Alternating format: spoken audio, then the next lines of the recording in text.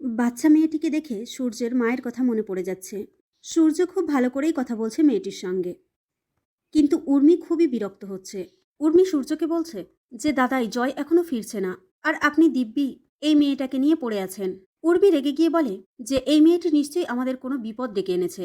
উর্মির মুখে এমন কথা শুনে সূর্য রেগে যায়। সূর্য বলে, উর্মি, বাচ্চারা কখনো এমনটা করতে পারে না। উর্মি সূর্যকে বোঝানোর চেষ্টা করে যে দাদাই, এতদিন ধরে আমরা দিনের পর দিন একটার পর একটা বিপদ কাটিয়ে কাটিয়ে এসেছি।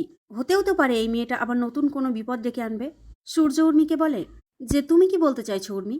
তুমি একাই সবটা বোঝো, আমি কিছুই বুঝি না।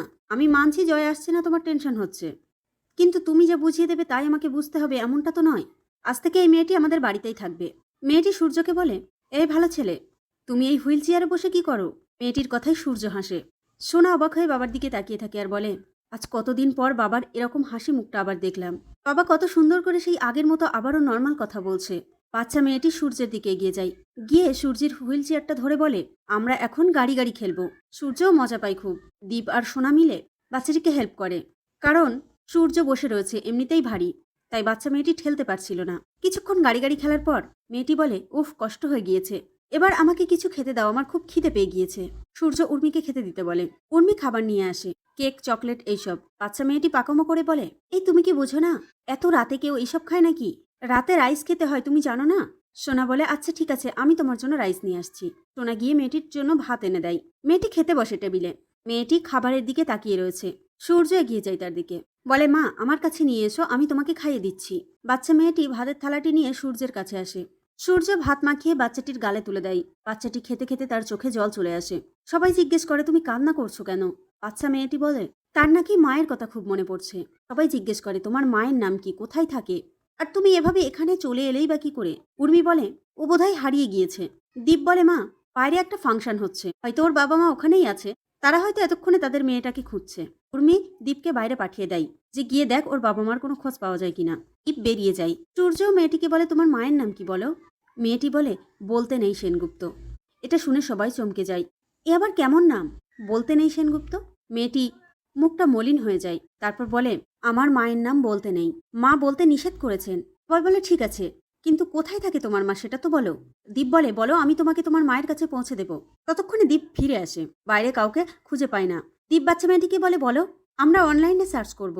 বাচ্চা মেয়েটি কান্না করতে করতে বলে, আমার মা নেই, হারিয়ে গেছে। এদিকে দীপা খুঁজতে খুঁজতে আবারও রূপাকে খুঁজে পায়। রূপা বরাবরের মতো অস্বীকার করে যাচ্ছে যে আমি রাই, রূপা নই। দীপা সহ্য করতে না পেরে এক পর্যায়ে রূপার গালে কষিয়ে একটা থাপ্পড় মারে আর বলে, তোর মা তোর সামনে দাঁড়িয়ে রয়েছে আর তুই বলছিস তোর মা নেই? এমন করে বলিস না মা। এই বলে রূপাকে আবারও বুকে টেনে নেয়। রূপাও অনেকদিন পর মাকে পেয়ে মাকে জড়িয়ে ধরে কান্না করছে, কিন্তু কিছু বলছে না। তারপর রূপার মনে পড়ে যায় সেই দীপা বলেছিল পুলিশকে যে রূপাকে খুঁজে পেলে আমি নিজে আপনাদের হাতে তুলে দেব। এই কথাটি মনে করে। তারপর দীপার থেকে নিজেকে ছাড়িয়ে নেয়, নিয়ে বলে, আমি যাব না আপনার সঙ্গে। আমি গেলে আপনি আমাকে পুলিশে দিয়ে দেবেন। আমি বাঁচতে চাই, আমি খোলা আকাশের নিচে বাঁচতে চাই। এই বলে রূপা আবারও সেখান থেকে পালিয়ে যায়। দীপা কৃষ্ণকে বলে, কৃষ্ণ, আমি ঠিকই চিনেছি, আমার রূপা অনেক দায়িত্ববান। আমি তো ওর মা, আমি ছোট থেকে ওকে দেখে এসেছি। ওই আশ্রমের বাচ্চাদের খাবার জোগাড় তো রূপাই করে, তাই না? তাই ও দায়িত্ব ছেড়ে যেতে চাইছে না। ও এরকম কেন বলল? পুলিশের কথা কেন বলল? আর পুলিশকে এত ভয় বা পাচ্ছে কেন? দীপা কৃষ্ণকে বলে, আমি রূপাকে ঠিক খুঁজে বের করবই, আমি ওকে না নিয়ে বাড়ি ফিরবো না। এদিকে সূর্য বাচ্চা মেয়েটিকে যখন খাবার খাওয়াচ্ছিল তখন প্রবীর চলে আসে। বাচ্চা মেয়েটিকে দেখে প্রবীরেরও লাবণ্যর কথা মনে পড়ে যায়। সে বারবার লাবণ্যর ছবির দিকে তাকাচ্ছে আর বাচ্চা মেয়েটির দিকে তাকাচ্ছে। বোঝে এ তো হুবহু লাবণ্য।